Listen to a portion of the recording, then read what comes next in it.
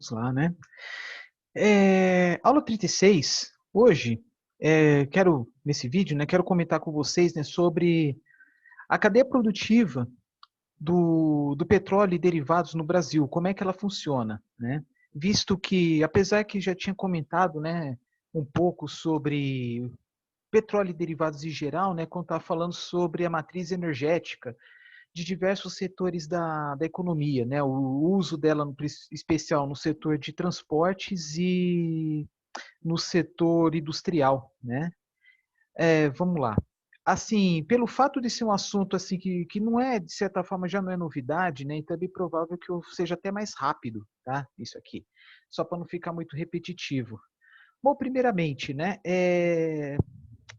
Como eu já tinha falado anteriormente, o privilégio que tem o Brasil, né? Que boa parte dos combustíveis, do volume produzido e consumido de combustíveis veiculares são provenientes de fontes renováveis, né? Ao contrário de praticamente todos os países, né? Que veículos leves é praticamente apenas gasolina e pesados apenas óleo diesel mineral, né? Então, a grande vantagem do Brasil ter investido a partir da década de 70 em programas diversos, né, como o Proálcool, na década de 70, e Programa Nacional de Produção de Biodiesel, ter impulsionado o deslocamento do uso dos combustíveis fósseis, né, no caso derivados de petróleo. Apesar que, como já falei várias vezes, é também possível produzir gasolina, diesel, querosene do carvão mineral, por meio de indústrias carboquímicas, né? Enfim. Como é que funciona? Né? Uns slides atrás, né, também falei, né, que o Brasil tem em torno de aproximadamente 20 refinarias, né, em torno de 99% da produção nacional de derivados é por parte de refinarias da Petrobras e uma pequena parcela por outras empresas, algumas delas algumas refinarias, como que tem no Rio Grande do Sul, que foi construída inclusive no período entre a Primeira e Segunda Guerra Mundial, acho que mais próximo à Segunda Guerra, né, antes mesmo da criação da Petrobras. Tá? Mas vou falar de produção primeiro. Que pode ser o que vocês podem observar. Que existe duas formas, né, de extrair petróleo. Uma, por meio desta solução aqui do lado esquerdo, que é produção de petróleo no continente. No Brasil, 1% da produção nacional de petróleo é por meio de petróleo extraído onshore, né, por meio de equipamentos como que chama de cavalo de pau. Como é que funciona o cavalo de pau? Do lado esquerdo há um motor elétrico que transmite, né, o movimento rotativo e que por meio de uma alavanca, como se fosse mesmo uma gangorra, é uma gangorra na verdade, né? Em que tem um mecanismo que converte o movimento rotativo do motor elétrico, né? Motor elétrico converte energia elétrica em movimento em rotação, né? Energia mecânica. E por meio dessa, né, tem um conjunto, né, que funciona como uma gangorra que empurra uma ponta para cima. Ao passo que uma ponta vai para cima, o outro lado vai para baixo. Então, por exemplo, essa ponta aqui, se ela estiver para cima, o outro lado vai aqui para baixo, traduzindo, este movimento, né, de vai e vem impulsiona, né, uma alteração da pressão interna do reservatório que possibilita que o petróleo vá para cima, seja chupado, né? Então o petróleo é succionado e vai para cima e pode ser armazenado. Aí vai depender. Se for um cavalo de pau cuja produção é muito pequena, é normal que tenha assim, que o petróleo esteja armazenado em tanques e de vez em quando parece um caminhão para fazer a retirada. Se for uma produção maior, se tiver, por exemplo, um grande campo composto por vários cavalos de pau, é natural que tenham pequenas tubulações que conduzem esse petróleo até um tanque maior ou uma tubulação maior e depois ele é conduzido de alguma forma. Tá? Então, é natural essas duas formas, transporte por caminhões ou por oleodutos. No Brasil, né, a maior produção nacional, né, do petróleo onshore fica no Rio Grande do Norte, na região de Mossoró, que é mais lá para o interior do Rio Grande do Norte. Algumas informações interessantes, né? E se tratando de petróleo onshore, né, então esses cavalos de pau, eles são instalados muitas vezes em fazendas, em propriedades privadas. Tá? Tem uma regra no Brasil em que em que o minério, o produto mineral, ele é de propriedade da União, onde eu quero chegar. Mesmo que, por exemplo, a pessoa descubra diamantes na tua fazenda, é normal o quê? Que tenha garimpo, mas aí, né, se não for informado, né, as autoridades legais, né, acaba se tornando uma atividade clandestina. Nos Estados Unidos é diferente, tá? Nos Estados Unidos, né, o responsável por aquele minério é a propriedade privada. Aqui, o responsável pelo material que está lá no subsolo é a União, tá? Em que ela deve ser informada, então aí faz, por exemplo, algum leilão, faz uma concessão, né, de extração de minérios. Isso serve aí para desde petróleo, carvão, metais, até mesmo água mineral, né? Só que, no caso aqui, por exemplo, né, especialmente o Rio Grande do Norte, região do Mossoró, quem que faz essa prospecção? Né? É a Petrobras. Petrobras, uma empresa de capital mista, né, predominantemente estatal, e só que a Petrobras não compra a fazenda, o local, o solo, né? Ele é responsável pela extração do que tem no subsolo. Então, eles podem fazer acordo, por exemplo, com o dono da fazenda pode alugar esta fazenda para a Petrobras e ela faz a sua extração. A Petrobras pega o petróleo, né, faz o que bem entender, vende, exporta, produz derivados, o que seja, e o fazendeiro ganha pelo aluguel. Tá? Como é uma atividade que digamos, ocupa um grande espaço, né, porque o equipamento assim não é muito pequeno, tá? Tem lá, coloca o cavalo de pau, faz uma cerca, uma proteção, que seja, né? Então, ocupa-se uma grande área, né, e certamente o fazendeiro vai ganhar um dinheiro razoável com isso. Isso tem impulsionado um certo desenvolvimento econômico na região de Mossoró, por quê? Primeiro, os fazendeiros ganham pelo aluguel.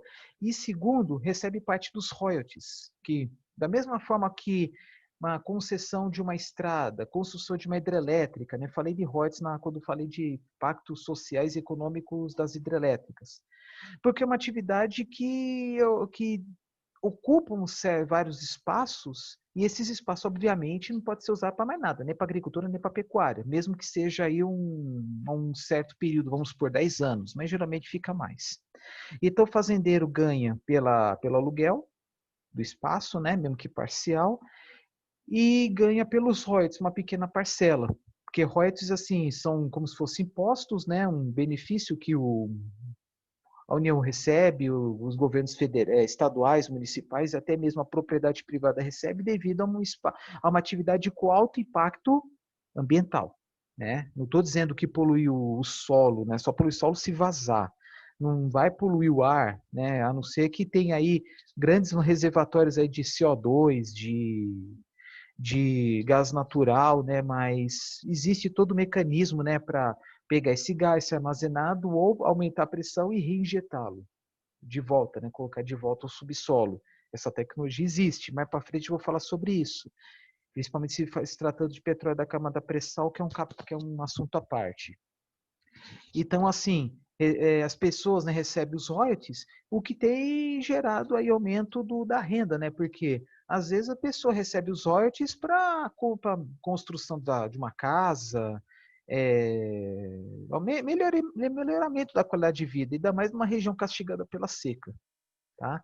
Mesma coisa, inclusive no Rio Grande do Norte também, especial Rio Grande do Norte, Ceará e Bahia. Tem muitos fazendeiros que estão alugando o terreno, né, a fazenda, para a construção dos geradores eólicos. Só que é uma atividade mais a longo prazo, né, porque tem lá o tempo de vida de 30 anos, por exemplo, né, mais ou menos, quando faz o projeto, podendo aumentar, né, obviamente, sua vida útil, e aí as pessoas estão ganhando dinheiro com isso, né, levando os filhos para a faculdade, enfim, né, então, confere aí o melhoramento da qualidade de vida, né? Ocupação de alguma atividade que causa um certo impacto ao local, né? Uma coisa é geração eólica. Geração eólica, ela não polui o ar, mas tem aquelas questões lá do aumento do ruído, desconforto, uma mortandade de animais, morcegos, enfim, né? Que eu já tinha comentado anteriormente. Mas, em alguns países, né, é responsável pela maior parte da produção de petróleo. Por exemplo, território russo, até onde eu sei, né, praticamente ele só é extraído, praticamente não digo, né, não, na boa parte, boa parte, é extraído no continente, gás natural idem. Estados Unidos, né, no estado do Texas, tem vários desses cavalos de pau também. No Oriente Médio, boa parte também é no continente. embora não obrigatoriamente cavalo de pau, tá? Tem lá uma estrutura chamada árvore de Natal, que são várias válvulas, né, uma em cima da outra, que tem por intuito também estabelecer uma certa segurança em caso aí de sobrepressão, que às vezes acontece. Às vezes acontece uma sobrepressão, né? O gás, o petróleo subir uma velocidade acima do normal, então as válvulas conferem segurança para evitar vazamentos, explosões, etc. Né? Só que não é aquela explosão que gera fogo, labaredas, é uma explosão, né? Devido à necessidade da expansão, tá? Destruindo as válvulas. Mas isso aí é casos extremos do extremo, né? No fundo do mar também tem essas árvores de Natal, mas também no caso aí são chamadas árvores de Natal molhadas, tá? Que é uma estrutura até mais moderna, né? Porque é necessário, visto que a extração do petróleo no fundo do mar está no local onde tem uma coluna d'água geralmente grande, as pressões são muito maiores, tá? As pressões são muito maiores, né? O contrário daqui no continente, que é a pressão atmosférica, aqui embaixo é centenas, milhares de vezes, até meio milhares de vezes maior, né? Milhares acho que não tanto, mas centenas de vezes maior do que a atmosférica. Então necessita de equipamentos mais avançados. Só de curiosidade, por que chama árvore de Natal?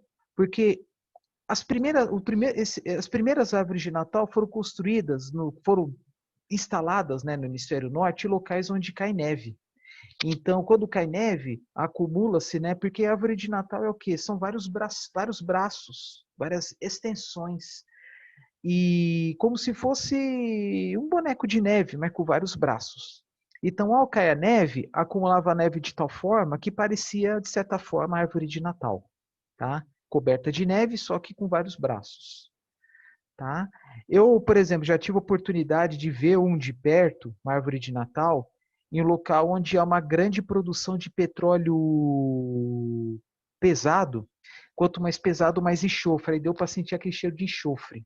Ah, mas não é tudo vedado, tal. Agora há pouco você não falou que não polui o ar? Mas sempre tem as emissões fugitivas, né? Então, no caso, sentir dentro do carro com o ar-condicionado todo fechado, sentir o enxofre entrando no carro, né? Aquele odor desagradável, tá? Porque quanto mais grosso o petróleo, né? Não sei dizer para você se tem uma relação entre viscosidade e enxofre, mas podendo ter exceções, né? Quanto mais grosso o petróleo, mais enxofre ele tem, chega até no máximo 2%, que parece pouco, mas o nariz, né, o nariz humano detecta aí 80 partes por bilhão, né, muito sensível a enxofre. Tá? Então, cavalo de pau é uma estrutura mais simples, mas também produz muito menos do que o petróleo em alto mar. Tá? No Brasil, né, até a década de 60, até 50, praticamente toda a produção era no continente e o resto era importado. Aí chegou lá para a década de 70, que iniciou aí a produção do petróleo em alto mar, na bacia de Campos, né, entre os estados do Rio e sul do Espírito Santo, né? Tem esse nome porque a região central, né, da bacia de Campos fica na altura da cidade de Campos dos Goytacazes, né? Vamos lá. Então, aqui que vocês podem ver, né, que existem estruturas, como aqui, plataforma fixa, que geralmente é em locais assim mais rasos, né, que faz uma estrutura fincada ao solo. Aí mais para frente que apareceram, por exemplo, as plataformas semi-submersíveis, que é o que tem mais no Brasil, né? Que aí é em regiões onde a profundidade é maior, né? Fica inviável, né, fazer uma estrutura como essa aqui, mais de 100 metros de profundidade, uma distância de mais de 100 quilômetros, né? Tem plataforma que vai até 300 quilômetros, se não me falha a memória, os 300 quilômetros do continente, né? Vou falar aqui da figura primeiro, depois eu vou falar sobre outros aspectos. Embora exista aí, né, algumas plataformas, né, que há uma produção assim em locais mais rasos, como na altura de Sergipe, Bahia, mas o grosso mesmo da produção nacional, além de ser petróleo alto mar, né, o grosso fica no estado do Rio, um pouco na altura do estado de São Paulo, um pouco na altura do estado do Espírito Santo, aí tem plataformas no estado de Sergipe e Bahia, como falei agora há pouco, né? Então existem vários tipos de plataformas, né? Eu falei o semi-submersível, por exemplo, e o que chama de FPSO, que utiliza, né, uma antiga estrutura de um navio. O FPSO é uma das maiores que tem, né? Porque ela tem uma maior tancagem, armazenamento de petróleo. Então, uma estrutura que explora, né? O petróleo, tem toda uma estrutura em cima do que era um navio, uma carcaça de navio, toda uma infraestrutura de tratamento do petróleo que vai desde extração de umidade, extração de impurezas, né? Enfim, e depois ele armazena e depois chega o navio e faz a sucção. Tá? Então, talvez aí seja até maior do que uma semi-submersível, que também tem uma estrutura de armazenamento. Tá? Porque semi-submersível é o quê? É como se fosse uma mesa. É como se fosse, pensa em duas mesas, uma de cabeça para cima, outra de cabeça para baixo. Não, vamos falar de uma forma melhor. Uma mesa, desde que nas quatro pernas tenha estrutura, uma estrutura que conecte as duas pernas, tá? Como se fossem ripas de madeira, né, conectando cada uma das pernas, né? Uma com a dois, duas com a três, três com a quatro, quatro com a um. Então é como se fosse isso, tá? Que é uma estrutura que é nessas estruturas verticais, né? São preenchidas às vezes com um pouco de água, né, para abastecimento da plataforma, água potável inclusive, ar, né, para permitir aí uma flutuação e também estrutura para armazenar aí petróleo e gás, né? Por quê? Porque nas jazidas, tanto onshore quanto offshore, algumas jazidas são conjugadas de petróleo, são conjugadas ao gás natural. E boa parte desse gás natural, ele é consumido dentro da própria plataforma, por quê?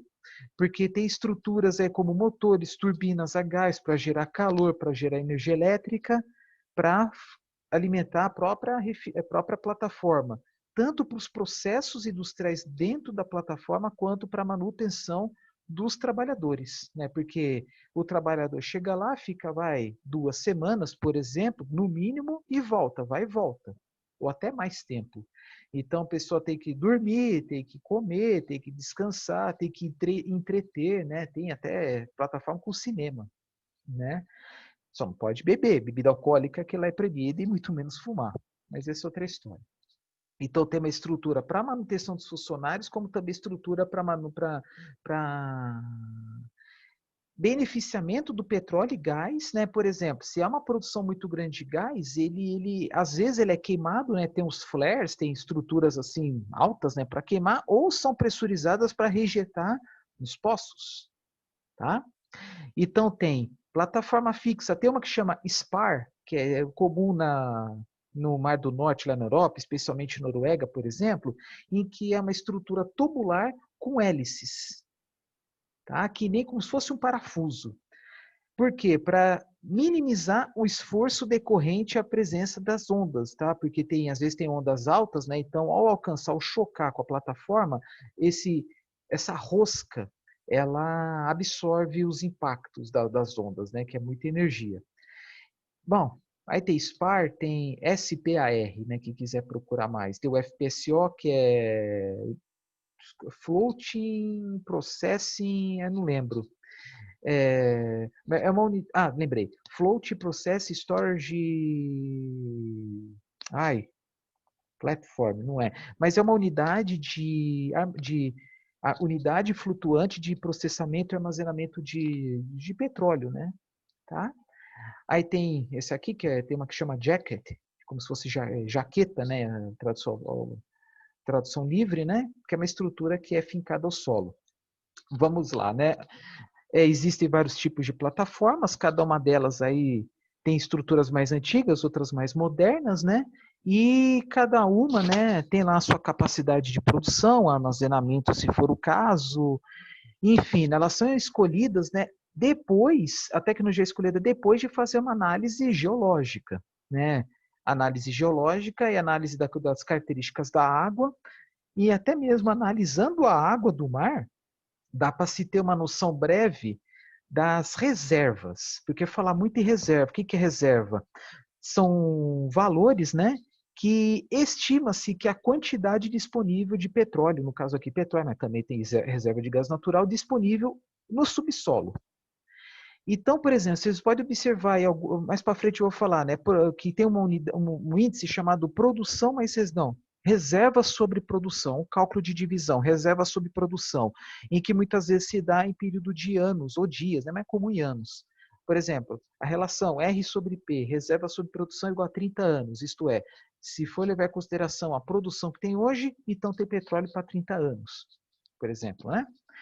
Então, né, faz uma análise geológica do solo marinho, até faz extração profunda, se for o caso, tem levantamento sísmico também, né, aplica-se uma vibração no solo, né, como se fosse terremoto, né, e quando você efetua aí uma vibração, né, a vibração, né, ondas sonoras, ele vai e volta por meio de um sonar, né.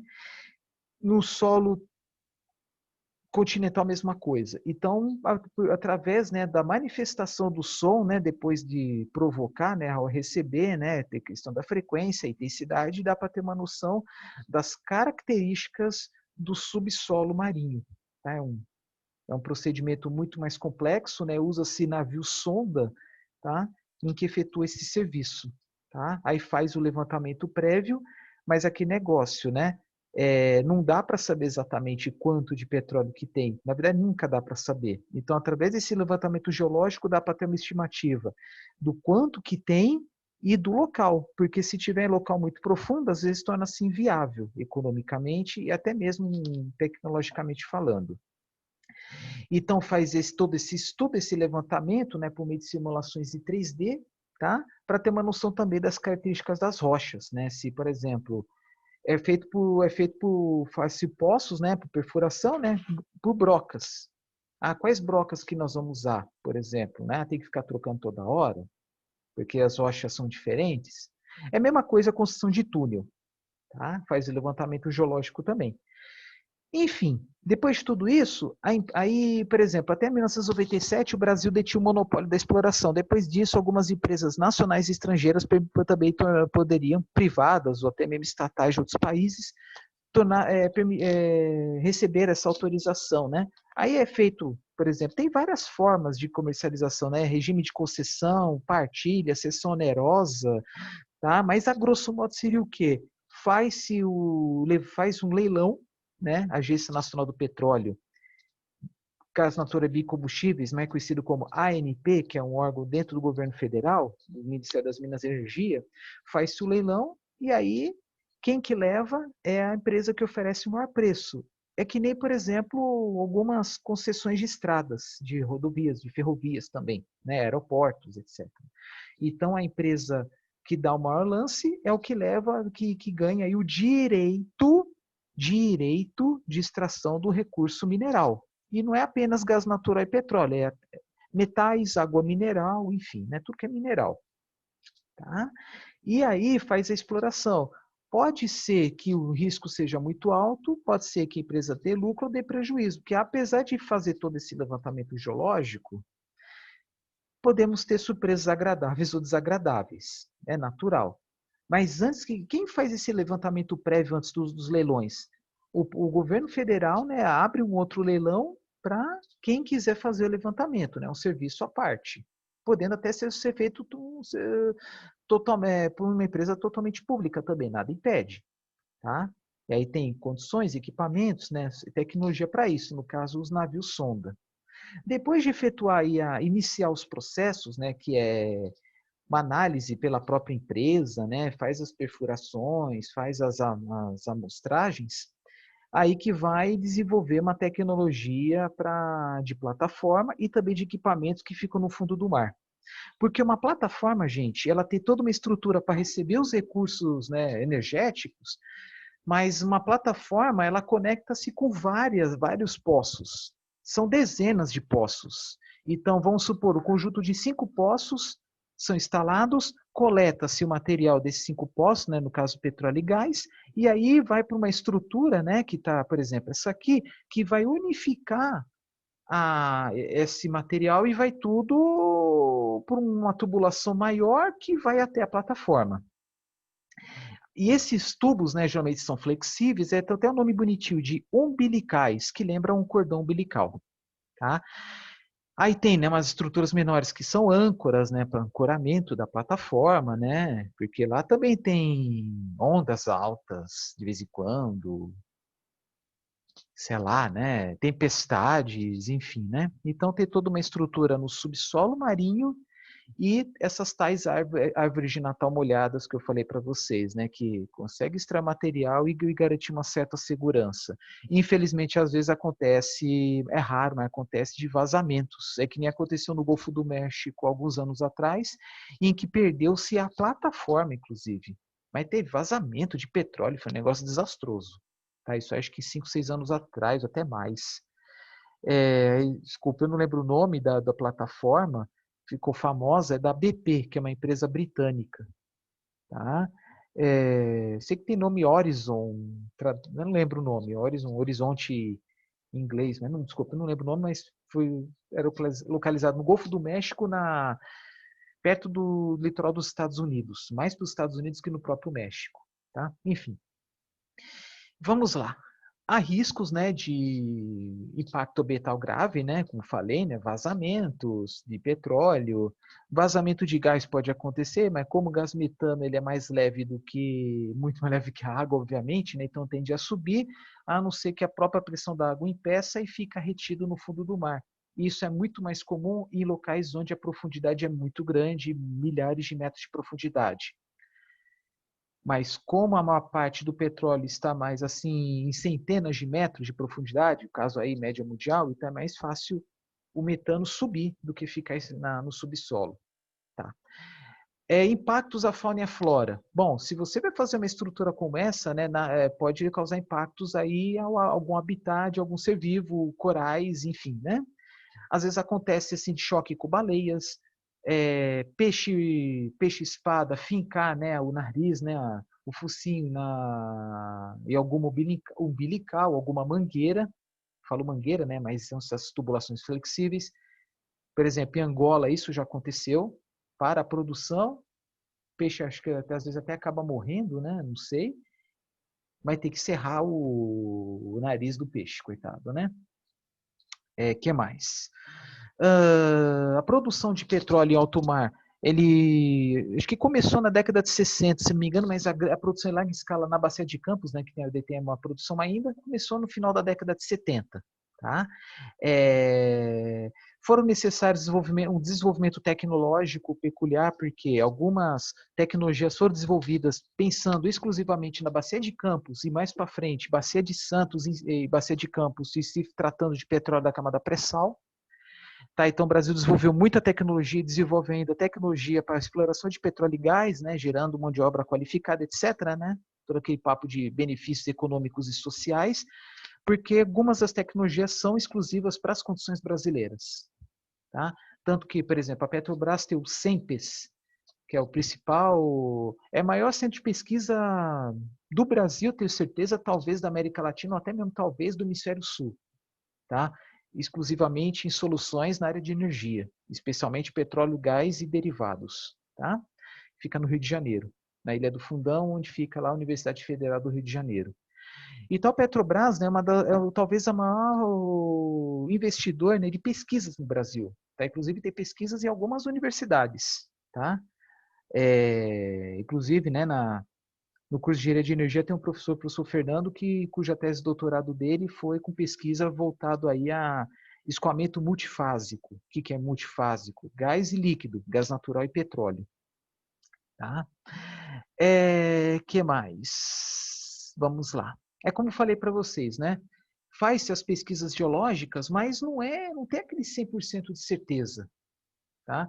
Como aconteceu um tempo atrás, né, que a BP, de novo, né, a BP, ela investiu como é que se fala? Investiu em pesquisas, né, na região da Foz do Rio Amazonas, que tem uma bacia sedimentar da Foz do Rio Amazonas. Não deu certo, foi prejuízo. Ao passo que quem investiu no petróleo da camada pré-sal está tendo um lucro gigantesco. Tá? E não é apenas a Petrobras, tem várias empresas que exploram o petróleo da camada pré-sal e um regime que predomina o regime de partilha. Tá? Dizem, né, que o regime de partilha é mais adequado para condições onde o lucro é o alto lucro é mais garantido, dizem, né? Do petróleo da camada pós-sal, né, Bacia de Campos, mas é regime de concessão, que foi dado principalmente assim no final da década de 90, início do século 21, né? Até uns 20 anos atrás, mais ou menos, né? Aí também tem a cessão onerosa. Bom, não vou entrar em detalhes aqui, que é a parte mais econômica, né? Vamos falar da parte um pouquinho de engenharia, mas mais ambiental, né? Por incrível que pareça, agora há pouco eu falei, né, que dá para fazer uma avaliação, uma previsão, né, de quanto de gás e quanto de petróleo tem, fazendo a análise da água, contabilização de fitoplânctons. Tá? No local onde tem muitos fitoplânctons, possivelmente tem bastante petróleo. Dizem, né, que o petróleo e o gás natural foi produzido, né, na era mesozoica em antigos pântanos, mares rasos, né, centenas de milhões de anos atrás, onde os seres vivos, né, foram se decompondo, foram se acumulando no solo, e em algum momento, né, houve o quê? Foi um acúmulo de sedimentos, material, né, o que é normal, né? Inclusive no continente tem. Então foi se acumulando material por cima dessa matéria orgânica e ela foi desencadeando uma reação química e física também, físico-química, devido ao aumento da pressão e quanto mais profundo, maior a temperatura. Essa variação de pressão e temperatura ocasionou o quê? Reações químicas bem morosas, né? O que tornou possível a produção de hidrocarbonetos, como as que tem no petróleo e no gás. Então, algumas frações mais leves virou gás natural e frações mais pesadas, derivados de petróleo, tá? E ao fazer a prospecção, né, do petróleo, por exemplo, acontece, como lá embaixo a pressão e temperatura são muito maiores que a atmosférica, na hora de fazer a prospecção, de chupar, né, de succionar o petróleo, vai tendo o quê? Uma queda da pressão e uma queda da temperatura. Então, frações do petróleo, que se lá embaixo está estado líquido, ao succionar, ela vai chegar lá para cima, ela pode se solidificar. Por que eu falo isso? A descoberta da vaselina e da parafina, por exemplo, foi feito dessa forma. Eles estão em estado líquido lá embaixo, mas ao succionar, ele começa um processo de cristalização e posterior solidificação. É isso que aconteceu, por exemplo, há 100 anos atrás, nas primeiras produções de petróleo em continente nos Estados Unidos. Como assim? Faz a perfuração por meio de brocas, mas na hora de retornar a broca, ela estava com uma pasta branca. É a vaselina. Tá? Que principalmente com a diminuição da pressão, aumento da temperatura, ela solidificou. Tá? E ao passo que algumas frações, uma parte do petróleo continua em estado líquido, enfim, né? É assim que eu estou falando. Por quê? Porque na refinaria, a separação das frações se dá por temperatura, no caso a destilação atmosférica, e depois por variação de pressão e também temperatura, né, que é a destilação a vácuo. Tá? Porque em diferentes condições consegue produzir diferentes substâncias. Tá? Vamos lá. E aí depois as indústrias, né, petroquímicas ou não, tiveram o trabalho de o que fazer com elas, né? Parafina não é para produção de velas, vaselina é principalmente para produção de óleos lubrificantes, tá? Entre outras aplicações. Bom, depois de um certo tempo, depois de acabar as atividades de produção de petróleo, é natural que esses equipamentos e dispositivos fiquem abandonados. Tá? E tem que tomar-se todo o cuidado, porque tem questão por talvez corrosão, se tiver, né, degradação natural. É que nem navio afundado. Navio afundado, o que acontece? Forma-se uma colônia de corais. Né? Aqui também isso pode acontecer a longo prazo. Né? Com o passar do tempo, as atividades vão se tornando cada vez mais automatizadas com mais robôs, né? Para quê? Para diminuir a presença de pessoas em um ambiente insalubre e perigoso. Infelizmente, a gente vê relatos de mortes por causa de explosão, de incêndios, etc. Né? Abandonar navios, prejuízos diversos, muitas vezes devido à ação humana, erros, né, humanos. Então, a tendência é ter, por exemplo, robôs instalando esses equipamentos, até mesmo serviços mais automatizados com presença de pessoas no continente, o que torna um serviço mais agradável, né? A pessoa pode voltar para casa todos os dias, né? Ao contrário de uma plataforma que requer aí toda uma organização aí, como se fala, né? De recursos humanos, né? Diferenciado. Tá? Por que eu estou falando isso? É uma atividade salubre. Por que salubre? Porque vai aspirar gases, entrar em contato com substâncias perigosas. E perigoso porque pode ter explosões. Às vezes a gente está trabalhando com manutenção, né? Mas se machucar, né? E aquela história, né? Se acontecer alguma coisa na plataforma, você não consegue, dificilmente você vai conseguir chegar rapidamente no hospital, no continente. Se não tiver helicóptero, vai para o barco e demora muito, tá? Então, além do que chamam, né, de profissão mais perigosa do mundo, que é o mergulhador, tá? Porque o mergulhador vai até, sei lá, talvez 200 metros de profundidade para baixo, não tem como, eu acho, né, não tenho certeza. E o mergulhador, por exemplo, né, não é a colocar o escafandro, colocar material, toda a estrutura, roupa e já mergulha. Às vezes tem que ficar por dias em uma câmara hiperbárica para acostumar com o aumento da pressão, né? Porque vai mergulhar, vai, à medida que vai aumentando a profundidade, né, vai, digamos, recebendo uma pressão maior, né? Então, uma atividade que requer assim distanciamento da família, fica até mais que 15 dias fora para efetuar algum serviço, por exemplo, de manutenção na plataforma, né? Antigamente até mesmo no fundo do mar, mas à medida que as plataformas foram ficando em regiões mais profundas, por exemplo, petróleo da camada pré-sal, fica em lugares onde o espelho d'água fica a mais de 1.000 metros de distância do fundo, né? Então, mais de 1 quilômetro de profundidade. Chega lá embaixo, só robô mesmo, né? O ser humano não pode chegar, impossível, tá? E que mais? A atividade mais perigosa do mundo, mergulhador de plataforma de petróleo, então ganha muito mais. Né? Adicional de periculosidade, aposenta mais cedo, etc. E tal, né? Então, numa plataforma, tem desde faxineiros, cozinheiros, técnicos para fazer serviço básico, como troca de vidro, até mesmo engenheiros, técnicos, tá? Geólogos que trabalham na plataforma para efetuar serviços técnicos de manutenção, etc. Né? E mergulhador, que é o extremo, né? Então, assim, quanto que eles ganham? A gente pode imaginar aí, né, que o salário que ganha em terra é multiplicado, sei lá, por mínimo 2 vezes, talvez 3 ou 4. Então, por exemplo, um soldador especializado, que nem precisa ser engenheiro, pode ser um tecnólogo, chuto que ganha uns 20 mil no mínimo, talvez salário inicial, tá? Vamos colocar entre 20 e 30 mil. O engenheiro, talvez um pouco mais ou mesma coisa que isso. O geólogo, idem, né? Numa plataforma dessa tem médico, tem enfermeiro, tem técnico de enfermagem e assim por diante, né? Trabalha 12 horas por dia, de segunda a segunda, tem os tempos lá para entretenimento, um cinema, às vezes faz aí até tem local adaptado para jogar bola, né?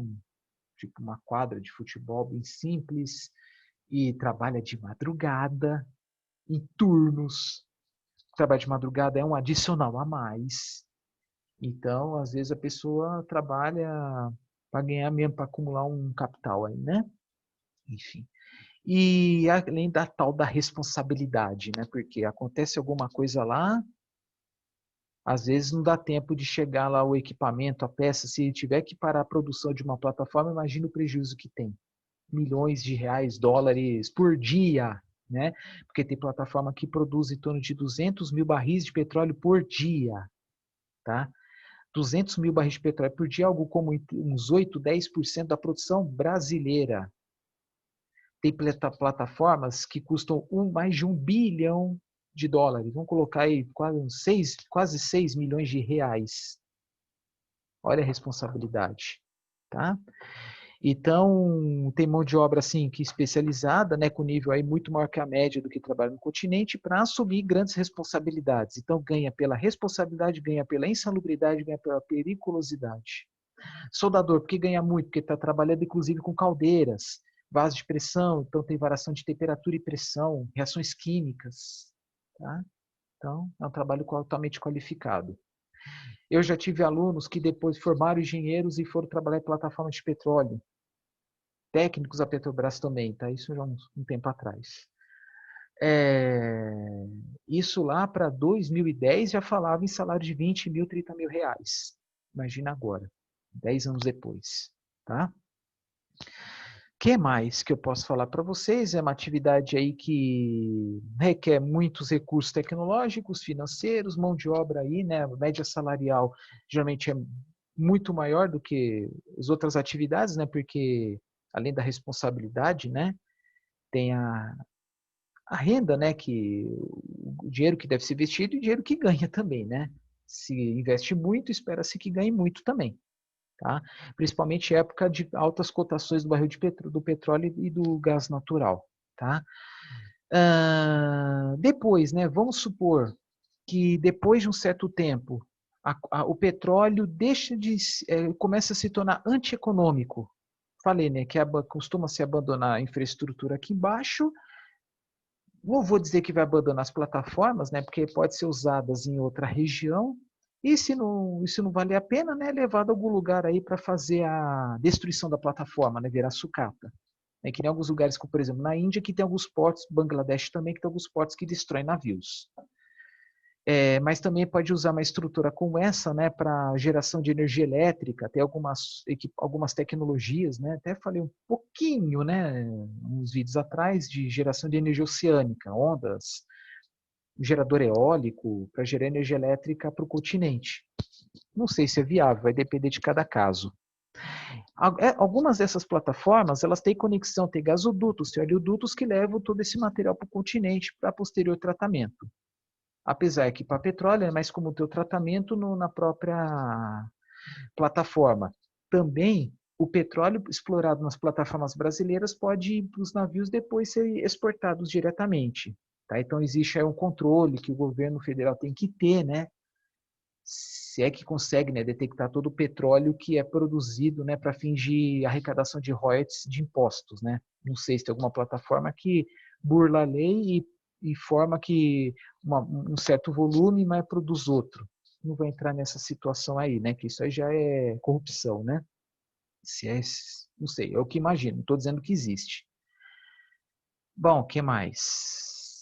Falei um pouco aí da empregabilidade, falei um pouco aí, não vou entrar em detalhes de como funciona uma plataforma por dentro, né? Não é o caso, tem uma disciplina que eu dou chamada combustíveis fósseis que eu falo com um pouco mais de detalhes, tá? Mas, de novo, né, o petróleo da Bacia de Campos é prioritariamente de óleo pesado, tanto que algumas refinarias construídas no final da década de 70, bem no início da década de 80, foram construídas pensando no uso do petróleo da Bacia de Campos. Ou, se já tinha essas refinarias, elas foram adaptadas para óleo pesado. Algumas refinarias foram construídas pensando em óleo leve, mas o óleo leve importado.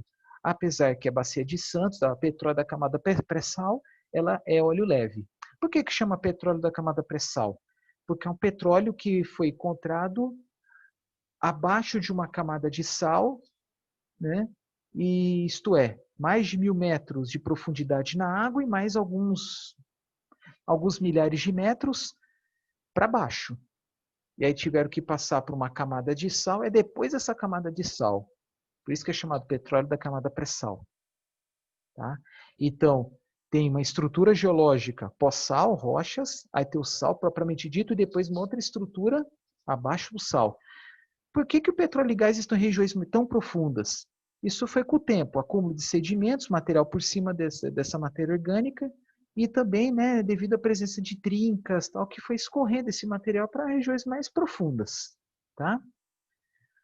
E, no caso, o petróleo e o óleo é mais pesado, tende para baixo, o gás é mais leve, tende para cima dessa jazida. Né? E quando fala em reservatório de petróleo, não é um tanque, algo aberto,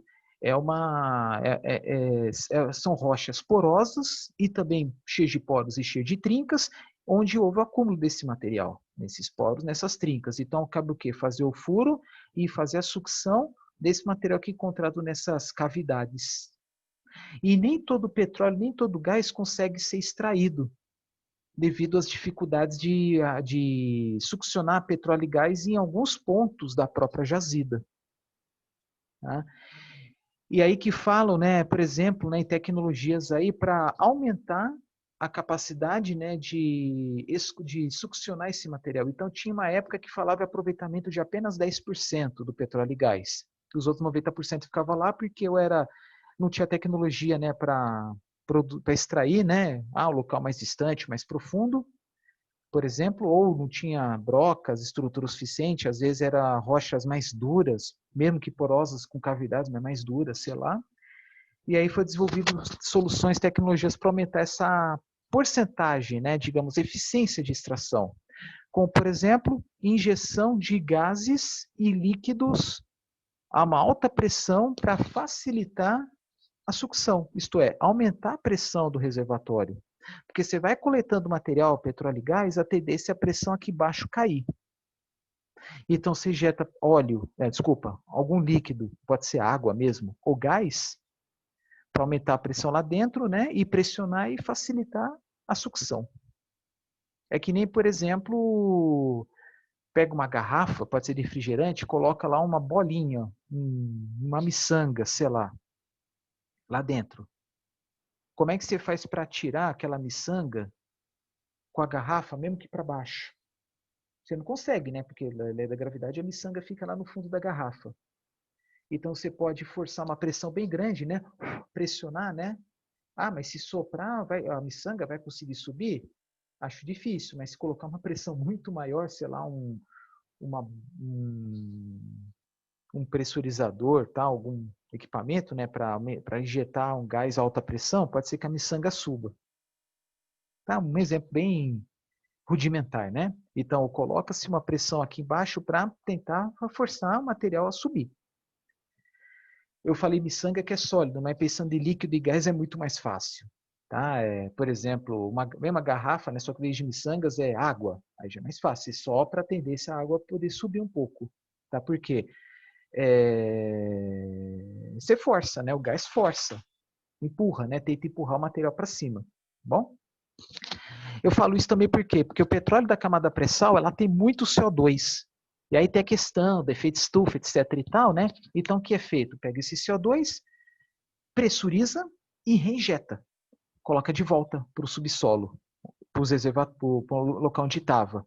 Isso chama captura e armazenamento de CO2, que é uma tecnologia que já está em pesquisa, pensando em pegar esse CO2 de termoelétricas, que queima carvão mineral, por exemplo. Só que aí fica tão caro que a energia elétrica, o custo dela vai lá para cima. Mas para petróleo da camada pré-sal é algo obrigatório, para não vazar CO2 para a atmosfera. E no petróleo da camada pré-sal, as plataformas ainda não têm gasodutos, não tem estrutura para escoar o gás. O que está acontecendo? Também estão pressionando e reinjetando o gás natural no subsolo. Está deixando de ganhar. Se tivesse mais gasodutos, talvez o Brasil importaria menos gás. Teria até mais termoelétricas. Enfim, né? Mas isso é mais assim do petróleo da camada pré-sal. E uma coisa muito importante, com o passar do tempo, a participação do petróleo da camada pré-sal no total do volume produzido e consumido, produzido, né, inclusive importado, né, de petróleo, a participação do petróleo da camada pré-sal está aumentando, a ponto de, em breve, se é que isso já acontece, a maior parte do petróleo produzido no Brasil provém da camada pré-sal. Ou se não vem, logo, logo vai predominar. E é um fato interessante porque, apesar de muito investimento que teve em pesquisa e tecnologia, né, e construção dos equipamentos, o sucesso veio muito rápido. Que é normal que você faz o projeto, tal, faz a pesquisa, faz lá, investe, né, nos equipamentos, na prospecção do petróleo, mas o retorno demorar, o aumento da produção demorar, devido às dificuldades, né, apresentadas pela própria geologia. Só que o petróleo da camada pré-sal, o sucesso veio bem rápido. O petróleo é mais barato? Não, é mais caro. Só que as plataformas que tem, né, para extrair o petróleo da camada pré-sal foram projetadas para quê? Para receber uma grande produção. Então, apesar dos investimentos ter sido maiores no petróleo da camada pré-sal, o sucesso é maior também, porque o volume de petróleo por plataforma é maior. Tá? Como falei, é mais caro? É mais caro que o da camada pós-sal. Bacia de Campos, aquelas plataformas da década de 80, começo da década de 90, final da década de 70. Mas o petróleo é um recurso finito, escasso. Então, todo o reservatório vai chegar uma hora que não vai valer a pena ser explorado. Ora porque acabou o petróleo, mas em geral porque tem petróleo ainda, mas não consegue mais extrair. É que nem, por exemplo, a gente pegar, né, uma garrafa com um pouco de água no fundo e tentar extrair todo o petróleo, toda a água com sopro. Você sopra e tenta succionar aquela água. É muito difícil. O ideal mesmo é virar a garrafa de cabeça para baixo, vai para a gravidade, mas nesse caso não tem como. Então, onde eu quero chegar? Nós não conseguimos explorar todo o petróleo e possivelmente nem todo o gás, devido às limitações geológicas. Isso em qualquer lugar do mundo. Tá? Porque um reservatório ela se estende por quilômetros quadrados de área, de diferentes profundidades, e nós não sabemos com todos os detalhes de todos os pontos desse reservatório. E o conjunto desses reservatórios é chamado de campo. E o conjunto de campos é a bacia. Por exemplo, a bacia de Campos tem vários campos, e a bacia de Santos tem vários campos. Geralmente no Brasil se adotou nomes de animais marinhos, principalmente de peixes, garoupa, marlim, namorado. Aí, por exemplo, da camada pré-sal lá, mais comum é de tupi, tem vários nomes, né? Nomes assim de animais, né? E também nomes relacionados aí, por exemplo, aos indígenas, vamos supor, né? Por exemplo, tupi, tá bom? Que mais? A estrutura dos reservatórios de petróleo e gás, né, da camada pré-sal, é uma estrutura muito semelhante à que tem no litoral angolano. Tanto que dizem, né, que há milhões de anos atrás, o continente sul-americano era grudado ao continente africano, tal da deriva dos continentes. Então, possivelmente, as duas estruturas brasileira e angolana eram uma só no passado, possivelmente. Tá? Bom, mais informações vocês vão ver mais para frente. Aqui, por exemplo, uma plataforma semi-submersível, tá com um grande torre aqui que é um flare para queimar, né, o gás excedente, né, também por questão de segurança. Pode ser que tenha um pouco de gás que seja reinjetado, né, onde estava antes, né?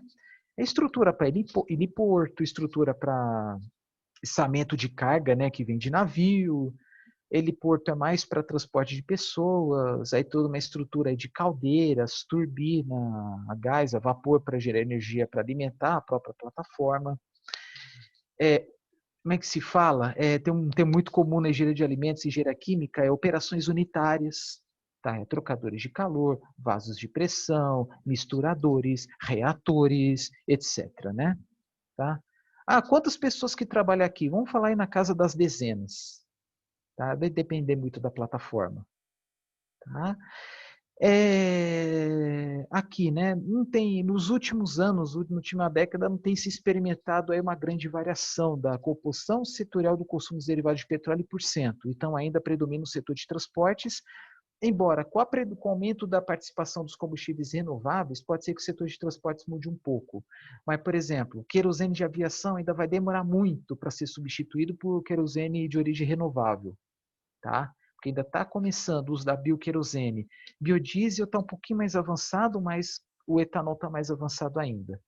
E está mais usado. A participação das indústrias tem caído. Por quê? Substituição do coque de petróleo, dependendo da indústria, lógico. Né? A indústria de cimento vai usar coque por muito tempo, por ser ainda muito barato. Mas tem indústria que está substituindo óleo combustível por lenha, óleo combustível por gás natural. Tá? Aqui, por que consumo de derivados? Por que não consumo de petróleo? Petróleo é 100% consumido em refinarias. Nenhuma indústria usa petróleo cru. As indústrias, o setor de transporte só usa os derivados. Então, de novo, 100% do petróleo, sem exceção, vai para as refinarias, em geral, pequeno ou grande porte. Transporte, setor energético, geração de energia elétrica, residencial, no caso do gás natural liquefeito, transporte, gasolina, diesel, querosene, setor energético, óleo combustível, um óleo mais grosso que óleo diesel, o próprio óleo diesel pode usar até, sei lá, coque de petróleo, mas é muito difícil. No energético, nafta para produção de plásticos. E outras que é setor agrícola, repartições públicas, comércio, enfim, né? Óleo diesel total, mas usado aonde? Sem dúvida, transportes, tá? Tá aqui, ó, transporte aqui 47 aqui tem que multiplicar por 10 a terceira, então 47.651.000 metros, 47.651.000 metros cúbicos o que dá em torno de 47, quase 48 bilhões de litros. Quem consome mais? Caminhões e ferrovias. Então aqui, ó, rodoviário disparado. Por que que no Brasil consome tanto? Porque a maior parte das cargas e pessoas são transportadas por veículos movidos a óleo diesel. Tá? Em torno, acho que de talvez 70, 80%, vamos colocar uns 70, 75% da carga brasileira é transportada por caminhões. E o caminhão consome mais por tonelada e por quilômetro rodado do que um trem ou uma barcaça ou um navio. Como o transporte de carga no Brasil é predominantemente rodoviário, há um consumo maior do óleo diesel. Tá? O grande problema do balanço comercial brasileiro, né? Em torno de 20%, batendo o olho aqui, acho que até mais, talvez 25%, vamos colocar 20, um pouquinho menos de 25% do óleo diesel consumido no Brasil é importado. Tem exportação? Tem, porque tem vários tipos de óleo diesel. A diferença entre esse dá pelo teor de enxofre. Diesel S10, que é um pouquinho mais caro, 10 centavos mais caro no posto do que o diesel S500. E tem o diesel 1800, que é para locomotivas, veículos ferroviários, implementos agrícolas, tudo que for muito distante das pessoas. E o diesel S500 em breve pode ser extinto, talvez até mesmo o diesel S1800. Por que que o diesel S10 é mais caro? Porque na refinaria precisa de uma estrutura maior para extrair mais enxofre. O S10 tem como tirar menos enxofre? Tem, mas é economicamente inviável e quando você diminui em unidades, a natureza não percebe, o ser humano não percebe, então não vai contribuir para o aumento da qualidade de vida. Então 10 é um número limite. Você vai ver muita diferença de mudança entre na casa de milhares, na casa de centenas, mas na casa de unidades não. Antes da adoção das tecnologias no Brasil para minimização do enxofre, tinha petróleo, óleo diesel com 13, 15 mil partes por milhão de enxofre. 15 mil partes por milhão é 1,5%. Agora há pouco eu falei que já passei perto de uma árvore de Natal, válvulas, né, para extração do petróleo no continente, aí depois descobri que produzia petróleo com 2% de enxofre naquele local. Tá? Isso no mundo todo.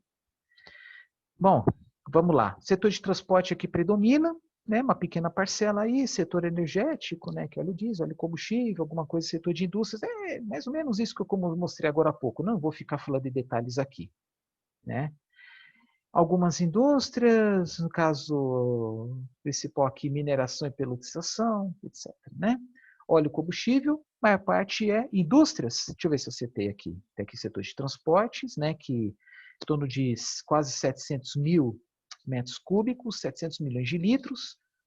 700 milhões de litros de óleo combustível no setor de transportes é muito menos do que 47, 48 bilhões, né, de óleo diesel. Então, 47 bilhões de óleo diesel contra apenas 700 milhões, de litros parte do óleo combustível, que é usado mais na implicação hidroviária, no caso, especialmente em navios.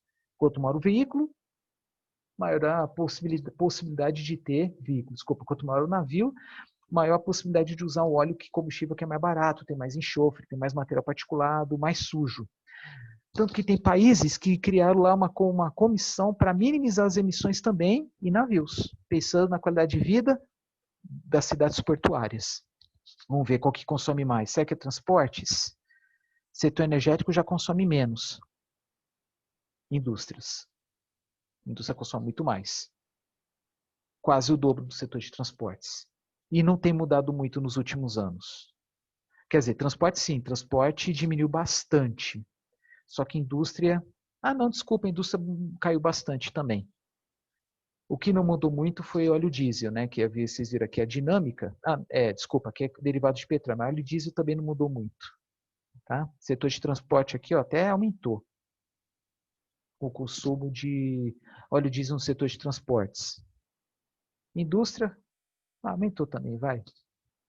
Óleo combustível, como é um combustível mais sujo, mesmo com o aumento do rigor, com diminuição do teor de enxofre no óleo combustível, mesmo com o aumento do rigor, melhoramento da qualidade, o setor de transportes, o setor energético diminuiu bastante, e até mesmo o setor industrial tem diminuído. Também devido a maior participação do gás natural, no caso da indústria, até mesmo a lenha. Por que a lenha? Porque tem mais indústrias extraindo mais lenha de florestas plantadas, ou até plantando suas próprias florestas. Aqui, ó. O gráfico é muito mais agradável do que ler tabelas, né? O gráfico é muito mais agradável, muito mais didático. Houve até um aumento aqui da produção, né? Um aumento aqui, depois uma queda devido aí à segunda crise do petróleo, Revolução Iraniana, 1979, que o preço do petróleo subiu. Depois o preço do petróleo subiu, o consumo despencou, depois subiu de novo. Produção maior que o consumo, o que significa?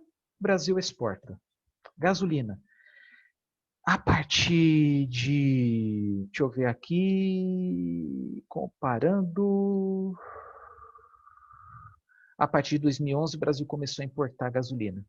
Diesel não, sempre importou, gasolina não. Existem vários tipos de gasolina. Tudo bem, existem vários tipos de óleo diesel também devido ao tipo de petróleo, mas no comércio é tudo igual, tá? A gasolina. Existem vários tipos de gasolina saindo da refinaria, porque, bom, depende do petróleo, né? Porque tem petróleo parafínico, naftênico e aromático, petróleo pesado, petróleo leve, né? Que é outro critério de classificação, o que contribui para uma alteração da composição da gasolina. Mas no final das contas, lá no posto, é tudo igual, pelo menos no Brasil. Chega lá no Paraguai, tem gasolina com baixa, tem média, com alta octanagem, tá bom? Ah, vou corrigir, né? No Brasil tem as gasolina premium, que aí é com aditivos, enfim. Mas o que acontece? Principalmente aqui nessa época, aí vamos colocar entre 2011 e 2015, não lembro exatamente, houve o IPI de carros 1.0 zerou, para estimular, né, a venda, né, de carros, especialmente motor 1.0. Então, por isso que aumentou a aquisição de carros, aumentou o consumo da gasolina, né? De certa forma, estimulou aí o transporte individual. Depois de um certo tempo, deu uma estabilizada, o IPI deixou de ser zerado, aí começaram a cobrar IPI, carros 1.0, enfim. Quando não era 1.0, né, o IPI também teve uma queda, mas não era zerado. E até hoje o Brasil importa. Aqui vocês estão vendo, né? Não, por favor, não preste atenção no sinal. Aqui se estão vendo, vai ter mais importação que exportação. O Brasil está com balanço negativo. Até 2010, né, tinha um balanço positivo. Depois começou a ter um balanço negativo. Mas o Brasil exporta gasolina? Aí vai depender dos contratos, né? Vai depender da distância entre a refinaria e o país importador. Vamos supor lá que o Brasil exporta para o Paraguai. Mas, enfim, vai depender de cada contrato. E o grosso da gasolina, setor rodoviário. Obviamente, aéreo é mais avião pequeno, aviação agrícola, tá? Aqui, ó, produção acompanhando o consumo. Mas aqui 2011, por exemplo, ultrapassou até hoje e não foi superado. Mais consome mais do que produz. GLP, Brasil também importa. 50% é propano, 50% butano, a maior parte vai para cozinhas, né, cocção, uma pequena parte vai para empilhadeiras, né? Vamos lá, residencial, uma participação razoável, e é maior mesmo, né? Muito maior, pelo jeito aqui, muito maior do que até mesmo industrial. Tá? Porque industrial, como é uma grande quantidade de energia, é mais conveniente usar outras fontes, como gás natural. Tá? Nafta, que é mais usado para fins não energéticos, mas você pode extrair. Porque nafta não existe uma molécula de nafta, é uma mistura. Então, tem algumas substâncias da nafta que podem ser usadas para produção de gasolina, diesel. Então, de certa forma, pode ser para fins combustíveis também, mas a maior parte é consumo final não energético. Vocês estão vendo aqui, energético está até zerado. Não energético, mas produção de plásticos, né? Do nafta produz lá o etileno para polimerizar polietileno e vira plástico. Mas, de novo, apesar de estar tudo zerado, de certa forma pode ser usado no setor energético, porque ela tem poder calorífico. Se colocar para queimar, ela pega fogo. Basicamente isso. Alcatrão, já é uma quantidade pequena. O que é alcatrão? Você pode extrair alcatrão do carvão, do petróleo, de biomassa. Por isso que falo, né, que o cigarro também gera alcatrão. Mas o alcatrão mesmo é proveniente de frações dos gases. Por exemplo, gás de fumaça. frações do petróleo, do carvão, de muitas matérias-primas combustíveis, em que ela pode estar em estado gasoso, até mesmo em estado líquido, mas ao abaixar a temperatura, ela vira uma substância pastosa. Ela pode ser usada para a produção de impermeabilizantes, para misturar para usar para o asfalto, tá? Até mesmo para queimar, porque tem carbono, tem hidrocarbonetos, que nem o nafta, tem hidrocarbonetos também, pode queimar. Tá? Só que o alcatrão é extraído lá no final, é o sólido que sobra da destilação a vácuo, ou até mesmo posterior, o tal do cracamento retardado. Tá? Mas é mais fácil extrair da destilação a vácuo, que é a sobra mesmo. É que nem você está fazendo rapadura, né? Você ferve lá o caldo de cana, extrai toda a água e fica aquele sólido, que é a rapadura, né? Então, aqui o alcatrão, vocês podem observar, mas usado aonde? Deixa eu ver aqui. Consumo final energético, tá? Em indústrias. Tudo bem, acho que não tem mais, acho que já é bem mais restrito. Deixa eu ver se é mais usado em indústria aqui. Vamos ver. Produção, consumo. Mas acho que é mais indústria mesmo. Aqui, desculpa, consumo final não energético é o que lidera. Possivelmente aquilo que eu falei para fazer asfalto. E um pouco energético aí para a indústria de ferro gusa e aço, tá? Isto é, siderúrgicas. Vamos lá, consumo total de derivados de petróleo e de gás natural. Quando fala duas fontes diferentes, ainda mais que petróleo que é comercializado como líquido e gás natural como gás, petróleo, barris, litros, até mesmo metro cúbico, e gás natural apenas metro cúbico, embora no mercado mundial é comercializado como uma unidade monetária sobre unidade de energia, que é milhões de BTU. Essa é outra história que eu vou falar mais para frente.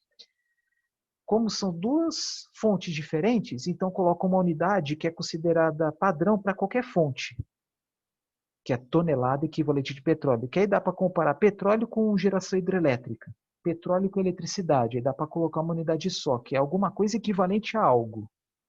Tonelada equivalente de petróleo. De novo, quanto de energia que tem uma tonelada de petróleo? Padrão. Existem vários petróleos. Tanto. Aquele tanto de energia. Vamos fazer lá o equivalente a etanol.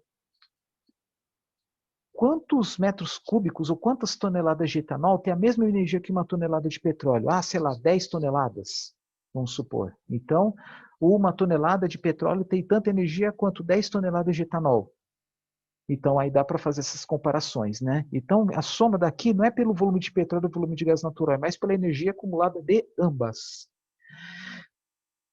Então, existe também tonelada equivalente, já vi até mesmo tonelada equivalente de gasolina, mas é mais como de petróleo. Tá? Então, vocês podem observar que na cadeia do petróleo e seus derivados, apenas derivados e gás natural, quem domina? Transportes. Mas já vi uma tabela lá atrás, isso mesmo, mesma coisa. Tá? Industrial menos do que no energético, aí outros, sei lá, residencial, comercial, agrícola, tá? Vamos falar de alguns termos técnicos. Tem conceito, por exemplo, reservas provadas de petróleo. Estou vendo que aumentou. Até deu uma caída nos últimos anos. Aí é principalmente reflexo de diminuição de investimentos, né, em prospecção de petróleo, enfim, né? Mas depois vai ter desse uma leve subida, eu acho. Principalmente devido ao aumento da produção do petróleo da camada pré-sal, porque do pós-sal está caindo. Então, o pré-sal está ajudando, está contribuindo para não contribuindo para a queda, desculpa, mas está aumentando do pré-sal, está diminuindo do pós-sal, então está tendo um certo equilíbrio. Mas assim, sempre teve uma subida, mas em compensação o mundo já está, lógico, discutindo aí o mundo após o petróleo. O que é reserva provada? É o que tem lá, o que já está aprovado, o que tem certeza, mas não estou dizendo que vai conseguir extrair tudo. Aí tem as reservas possíveis, que é algo assim, pode ser que tenha, mas não garantimos, né? Então, por exemplo, petróleo da camada pré-sal, se não me engano, tem reservas provadas de, acho que 15 bilhões de barris, não tenho certeza. E possíveis talvez 50. Sempre possível é maior que provado. Tá? Deixa eu ver uma coisa aqui. Vou falar mais para terminar o vídeo, né? Esse vídeo, falar da estrutura de logística. Tá? No Brasil, tem essas instalações aqui, esses dutos. Geralmente, os dutos vão do porto até a refinaria. Por exemplo, no Brasil, tem uma refinaria, uma pequena, chamada Lubinor, que é forte em lubrificantes, em Fortaleza. Tem o chamado Clara Camarão, que é no litoral do Rio Grande do Norte, não sei se é Natal ou lá perto. Tem Abreu e Lima, perto de Recife, Pernambuco. Tem o Landulfo Alves, que é perto de Salvador, acho que é Camaçari, se não me engano. Duque de Caxias. E uma chamada Comperge, que está sendo construída, não sei, parece que as obras pararam recentemente, não sei que pé que vai dar aí. Uma grande refinaria em Itaboraí, ambos na Baixada Fluminense. Se não me engano é Gabriel Passos e Betim, que é lá em região de BH, Belo Horizonte, Minas Gerais. Em São Paulo tem Capoava, que é uma cidade da Grande São Paulo chamada Mauá, Presidente Bernardes e Cubatão, que é litoral. Capoava, Mauá fica, sei lá, 80, 90 quilômetros do litoral. O que mais? De Paulínia, que é a maior do Brasil, uns 200 quilômetros do litoral. Tem a Revap, que é Vale do Paraíba, São José dos Campos, que fica aí uns 100 quilômetros do litoral também. Aí tem tem uma pequena refinaria no interior de São Paulo, não lembro o nome. Tem essa pequena, tem Capuava, em Mauá, Vale do Paraíba, São José dos Campos, Replan, que é essa refinaria do Planalto, que é Paulínia, região de Campinas, Presidente Bernardes e Cubatão, que é na Baixada Santista. Tem uma refinaria que é, Revap, eu fiquei em Araucária, região de Curitiba. Re, Re, ai, desculpa, eu não vou lembrar o nome, mas fica perto de Curitiba. E tem uma que é na região de Porto Alegre. Eu não sei se, acho que acho que é Alberto Pasqualini. Gente, os nomes não importam, mas onde eu quero chegar? A grande maioria das refinarias estão próximas ao litoral, ou no litoral, ou a uma distância de no máximo 5 quilômetros. Por quê? Porque 90% da população brasileira está numa faixa que vai do litoral até uns 300 quilômetros de distância, mais ou menos. Mais de 90% da população brasileira, algo semelhante com produção industrial, uns 90%, eu acho. Então, mais ou menos, mais de 90% do consumo de petróleo e derivados está nessa região próxima ao litoral. Então, foi desenvolvida uma infraestrutura de dutos perto do litoral, que liga o porto até a refinaria.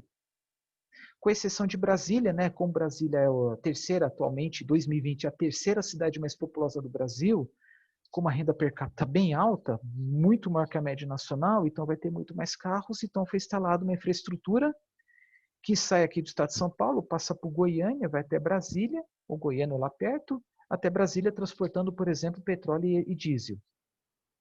Tá? Então, há o transporte de petróleo. Aqui outra, por exemplo, de Curitiba, acho que vai até Florianópolis, não sei, mas é que tem um oleoduto que vai de São Francisco do Sul, se não me falha a memória, que lá tem um porto em Santa Catarina, até Curitiba, quer dizer, desculpa, até a refinaria que eu falei que acho que fica em Araucária. Uma exceção à parte é a refinaria, acho que é Isaac Sabá, que fica em Manaus. É uma refinaria pequena para atender a demanda lá na Amazônia, especialmente Zona Franca de Manaus, que está aqui, 2 milhões de habitantes, cidade de Manaus. Então é o seguinte, todas as refinarias estão instaladas em construção ou também em operação perto do litoral, com exceção da Isaac Sabá, que é em Manaus, e essa aqui de Minas, que se não me engano chama Gabriel Passos. Desculpa, Betim, que é perto de Belo Horizonte. Bom, vamos lá. De novo, tem oleodutos, né? Isto é, que levam petróleo, e tem alguns dutos, algumas tubulações que levam os seus derivados. Petróleo gasolina e óleo diesel especial. Tá? Nada impede também de ter dutos transportando insumos para indústrias próximas. Gás natural, inclusive, até mesmo hidrogênio. Só que, aí é o que eu falo, né? A refinaria é um investimento de bilhões de reais, bilhões de dólares, investe-se muito. Mas as obras demoram também, porque envolve grandes estruturas. Então, gente, investir em refinaria é uma atividade a longo prazo, não apenas pelo custo, pela demora, também pelo custo, mas pela demora, mas também pela, como é que se fala? Amortização do investimento. Você vai investir algo muito caro, pode ser que demore para amortizar. E ainda mais se tratando de investimentos estatais, e que é normal que pense-se mais no desenvolvimento econômico do país em relação ao lucro. Tanto que a maior parte das refinarias foram construídas pela Petrobras até 1980, que que a refinaria foi construída em São José dos Campos. Depois, só de Abreu e Lima, que foi recentemente, né, que é em Pernambuco, e uma chamada Comperge, que infelizmente as obras estão paralisadas, né? E tem lá a questão da Operação Lava Jato, que não vou falar em detalhes aqui, tá? Mas tem um certo envolvimento aí sim. Questão das construtoras, etc. Aí, vamos lá. Investir muito em refinaria acaba tendo um retorno com a construção de várias fábricas ao redor, gera mais renda, empregos e royalties. Então, aquela história que eu falei uns vídeos atrás, Paulínia é uma cidade que tem menos de 100 mil habitantes, que é perto de Campinas, que é uma região assim que a 100 quilômetros de distância tem 3, 4 milhões de habitantes, é uma cidade muito rica, porque recebe muitos royalties, porque boa parte dos royalties brasileiros vai para cidades, uma outra parte, talvez 40% cidade, 40% estados, talvez, o resto um pouquinho para a União. Paraguai já é diferente, Paraguai é quase todo para a União. Aí vocês podem observar cidades assim cheias de obra faraônica, assim com qualidade de vida assim espetacular, muitas mansões, estrutura viária maravilhosa em comparação à média brasileira. Muitos desvios, muita corrupção também.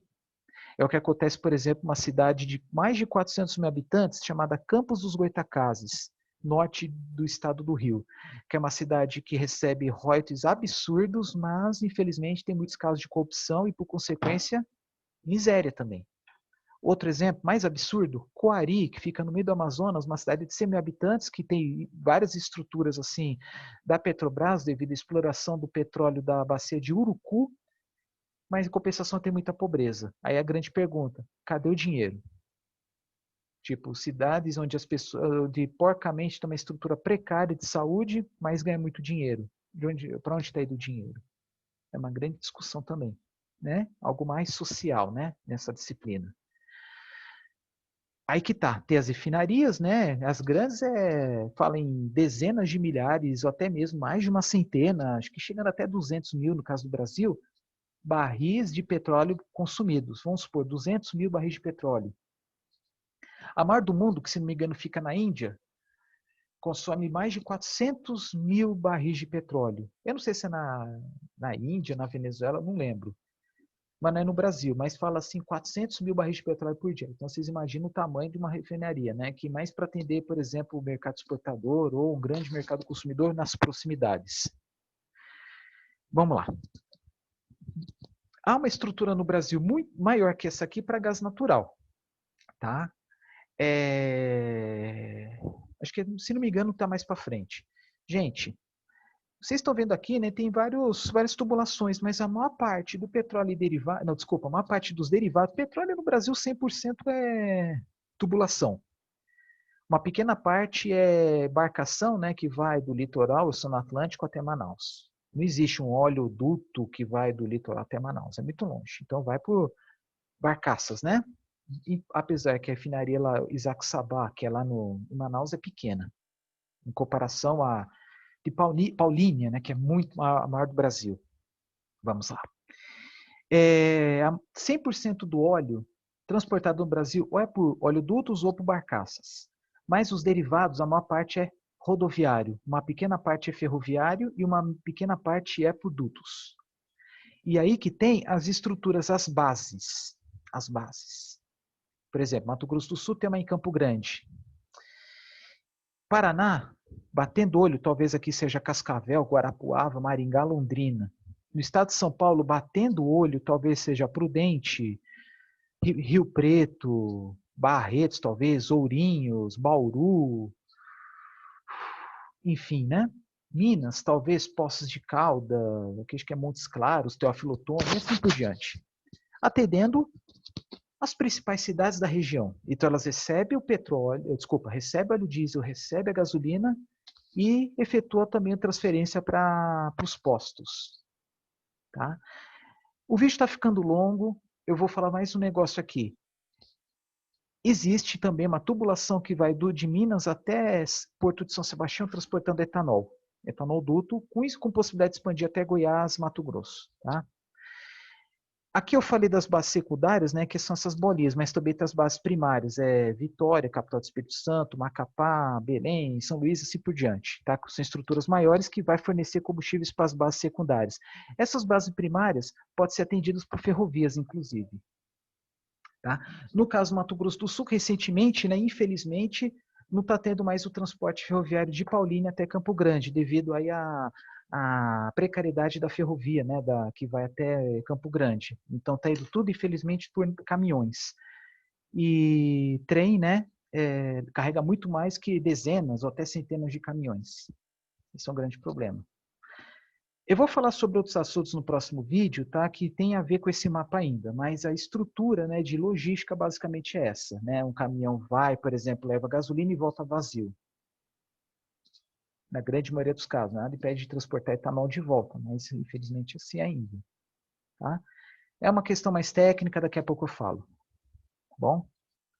Para aqui por enquanto, o vídeo está ficando muito grande.